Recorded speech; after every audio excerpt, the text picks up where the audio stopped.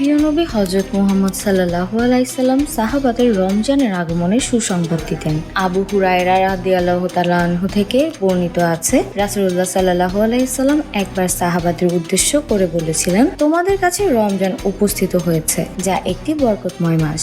এই মাসে জান্নাতের দরজাসমূহ খুলে দেওয়া হয়, জাহান্নামের দরজাসমূহ বন্ধ করা হয় এবং শয়তানদের শৃঙ্খলিত করা হয়। এই ঘোষণার পর সাহাবাদের মধ্যে রমজানের জন্য যে আগ্রহ ও উদ্দীপনা সৃষ্টি হতো তা ছিল অভূতপূর্ণ।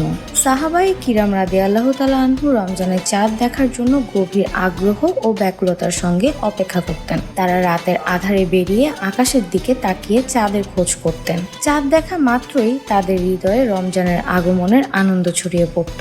রাসূলুল্লাহ সাল্লাল্লাহু আলাইহি ওয়াসাল্লামের একটি সুন্নাহ ছিল, তোমরা চাঁদ দেখে রোজা শুরু করবে এবং চাঁদ দেখে ইফতার করবে। রমজানের প্রস্তুতির অংশ হিসেবে সাহাবায়ে কিরাম পূর্ববর্তী বছরের কোনো রোজা যদি অনিবার্য কারণে ছুটে যেত, তবে তারা রমজানের আগেই তা আদায় করতেন।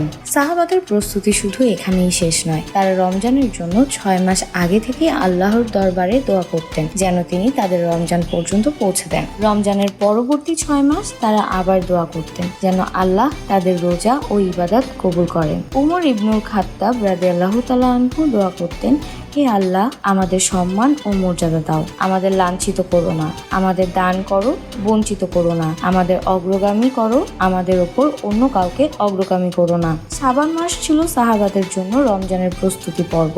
তারা এই মাসে অধিক পরিমাণে নফল রোজা রাখতেন। রাসূলুল্লাহ সাল্লাল্লাহু আলাইহি সাল্লাম নিজেও শাবান মাসে বেশি রোজা রাখতেন। শাবান মাসে এই নফল রোজা তাদের রমজানের জন্য মানসিক ও শারীরিকভাবে প্রস্তুত হতে সহায়তা করত।